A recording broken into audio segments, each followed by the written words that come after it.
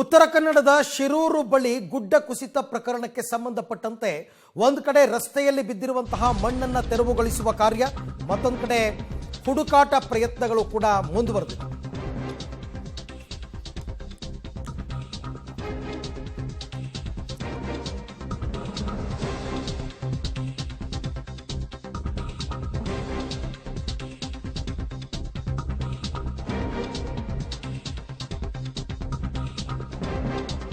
ಉತ್ತರ ಕನ್ನಡದ ಶಿರೂರು ಬಳಿ ಗುಡ್ಡ ಕುಸಿತ ಪ್ರಕರಣ. ಶಿರೂರು ಗುಡ್ಡ ಕುಸಿತ ರಕ್ಷಣಾ ಕಾರ್ಯ ಈಗ ಚುರುಕಾಗಿದೆ. ಬೆಳಗ್ಗೆ ಎಲ್ಲ ತುಂಬ ಮಳೆ ಬರ್ತಾ ಇತ್ತು, ಮಂದಗತಿಯಲ್ಲಿ ರಕ್ಷಣಾ ಕಾರ್ಯ ಚುರುಕಾಗಿತ್ತು. ಈಗ ಕಾರ್ಯಾಚರಣೆ ಚುರುಕಾಗ್ತಾ ಇದೆ. ಗಂಗಾವಳಿ ನದಿಯಲ್ಲಿ ಮೃತದೇಹಗಳಿಗಾಗಿ ಹುಡುಕಾಟವನ್ನು ನಡೆಸ್ತಾ ಇದ್ದಾರೆ. ದೃಶ್ಯದಲ್ಲಿ ತಾವೀಗ ಗಮನಿಸ್ತಾ ಇದ್ದೀರಾ.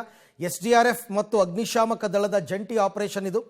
ಮತ್ತೊಂದು ಕಡೆ ಹೆದ್ದಾರಿಗೆ ಬಿದ್ದಿರುವ ಮಣ್ಣು ತೆರವು ಕಾರ್ಯ ಕೂಡ ನಡೀತಾ ಇದೆ JCBಗಳ ಸಹಾಯದಿಂದ.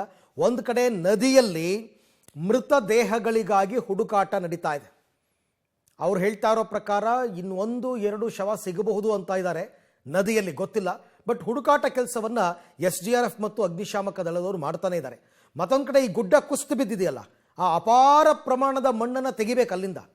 ಬೆಳಿಗ್ಗೆಯಿಂದ ಅದೆಷ್ಟು ಲಾರಿಗಳು ಹೋಯ್ತೋ ಮಣ್ಣು ತುಂಬಿಕೊಂಡು ಒಂದು ಗುಡ್ಡ ಕುಸಿಯುತ್ತೆ ಅಂತಂದರೆ ಮಣ್ಣಿನ ಪ್ರಮಾಣ ಎಷ್ಟಿರಬೇಕು ಅಂತಕ್ಕಂಥದ್ದು ಇಮ್ಯಾಜಿನ್ ಮಾಡ್ಕೊಳ್ಳಿ. ಅದರಲ್ಲೂ ಅರ್ಧಂಬರ್ಧ ಎಲ್ಲ ನದಿಗೂ ಬಿದ್ದಿದೆ ಮಣ್ಣು. ಉಳಿದಿರ್ತಕ್ಕಂಥದ್ದು ರೋಡ್ ಮೇಲೆ ಇರ್ತಕ್ಕಂಥ ಮಣ್ಣನ್ನು ತೆರವು ಮಾಡಬೇಕು. ಯಾಕೆಂದರೆ ವಾಹನಗಳ ಸಂಚಾರಕ್ಕೆ ಜಾಗವನ್ನು ಮುಕ್ತಿ ಮಾಡಿಕೊಡ್ಬೇಕು. ಆ ಕೆಲಸ ಆಗಬೇಕು. ಓಕೆ, ಇನ್ನು ಈ ಪ್ರಕರಣದಲ್ಲಿ ಖಚಿತವಾಗಿ ಎಷ್ಟು ಜನ ಮಣ್ಣಿನಲ್ಲಿ ಸಿಕ್ಕಾಕೊಂಡಿದ್ದಾರೆ ಅಂತ ಮಾಹಿತಿ ಇಲ್ಲ. ನೀರಿನಲ್ಲಿ ಒಬ್ಬರ ಮೃತದೇಹ ಇರೋ ಶಂಕೆ ಇದೆ. ಕುಸಿತಗೊಂಡಿರುವ ಮಣ್ಣಿನಲ್ಲಿ ಒಬ್ಬರು ಸಿಕ್ಕಾಕೊಂಡಿದ್ದಾರೆ ಅಂತ ಹೇಳಲಾಗ್ತಾ ಇದೆ. ಈಗಾಗಲೇ 4 ಮೃತದೇಹಗಳು ಪತ್ತೆಯಾಗಿವೆ. ಹಾಗೆಯೇ ನದಿ ಪಕ್ಕದ ಉಳ್ಳುವರೆ ಗ್ರಾಮ, ಅಲ್ಲಿ 3 ಮನೆ ಕೊಚ್ಕೊಂಡು ಹೋಗಿದೆ ಅಂತ ಪಬ್ಲಿಕ್ ಟಿವಿಗೆ ಅಂಕೋಲಾ ತಹಶೀಲ್ದಾರ್ ಅನಂತ ಶಂಕರ್ ಹೇಳಿಕೆಯನ್ನು ಕೊಟ್ಟಿದ್ದಾರೆ. ಸೊ ಏನಾಗಿದೆ, ಯಾವಾಗ ಗುಡ್ಡ ಕುಸಿದಿರ್ತಕ್ಕಂಥ ಮಣ್ಣು ದೊಡ್ಡ ಪ್ರಮಾಣದಲ್ಲಿ ಗಂಗಾವಳಿ ನದಿಗೆ ಬಿದ್ದಿದೆ.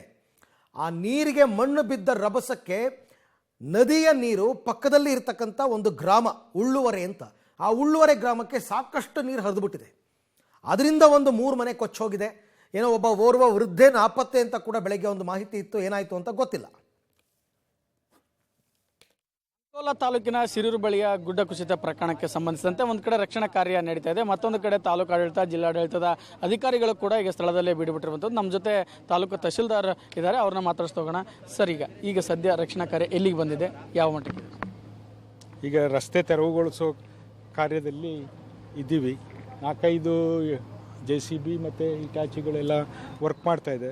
7-8 ಲಾರಿಗಳು ಮಣ್ಣನ್ನು ಸಾಗಿಸ್ತಾ ಇದ್ದಾರೆ. ಹಾಗೆ ಅದರಲ್ಲಿ ಕೆಲವು ಬಾಡಿಗಳು ಇವೆ ಅಂತ ಹೇಳ್ತಾರೆ, ಆದರೆ ಅಧಿಕೃತವಾಗಿ ನಮಗೆ ಮಾಹಿತಿ ಇನ್ನೂ ಸಿಕ್ಕಿಲ್ಲ. ಹಾಗಾಗಿ ಆ ಥರ ಕಾರ್ಯಾಚರಣೆಯಲ್ಲಿ ಏನಾದರೂ ಸಿಕ್ಕಿದ್ರೆ ಅದನ್ನು ಪರಿಗಣನೆ ಮಾಡ್ತೀವಿ. ಉಳಿದಂತೆ 6 ಜನ ಅಲ್ಲಿ ಟೀ ಸ್ಟಾಲಲ್ಲಿ ಇದ್ದವರು ಕುಟುಂಬ ಮತ್ತು ಒಬ್ಬರು ಡ್ರೈವರು ಕೊಚ್ಚಿ ಹೋಗಿದ್ದಾರೆ. ಅದರಲ್ಲಿ 4 ಬಾಡಿಗಳು ಸಿಕ್ಕಿವೆ, ಇನ್ನೆರಡು ಬಾಡಿ ಸಿಗಬೇಕಾಗಿದೆ. ಸರ್, ಈಗ ಅಧಿಕೃತವಾಗಿ ಒಳಗಡೆ ಎಷ್ಟು ಜನ ಸಿಲುಕಿದ್ದಾರೆ ಅಂತ ಮಾಹಿತಿ ತಮ್ಮ ಬಳಿ ಯಾವ್ದು ಇದೆಯಾ? ಇಲ್ಲ, ಮಾಹಿತಿ ಇಲ್ಲ. ಅಧಿಕೃತವಾಗಿ ಒಳಗೆ ಸಿಕ್ಕಿದ್ರು ಮಾಹಿತಿ ಇಲ್ಲ. ಸಿಲುಕಿಯವರು ಇಲ್ಲ. ಈ ಸದ್ಯಕ್ಕೆ ಎಷ್ಟು ಜನ ಹೊರತರಲಾಗಿದೆ ಸರ್? ಅಧಿಕೃತವಾಗಿ ಎಷ್ಟು ಜನ? ಅಧಿಕೃತವಾಗಿ 4 ಜನ ಬಾಡಿನ ತೆಗೆದಿದ್ದೀವಿ, ಇನ್ನೆರಡು ಬಾಡಿ ಸಿಗಬೇಕು. ಈಗ NDRF ಮತ್ತು ಫೈರು ಅವರೆಲ್ಲ ಕಾರ್ಯಾಚರಣೆಯಲ್ಲಿ ಇದ್ದಾರೆ. ಬೆಳಗಿಂದ 6 ಗಂಟೆಯಿಂದಲೇ ಕಾರ್ಯಾಚರಣೆ, ರಸ್ತೆ ತೆರವುದೆಲ್ಲ ಆಗ್ತಾ ಇದೆ. ಹಾಗಾಗಿ ಆದಷ್ಟು ಶೀಘ್ರದಲ್ಲಿ ಬಾಡಿಯನ್ನು ಶೋಧನೆ ಮಾಡಿ ಒಳಗಡೆ ಇರೋದು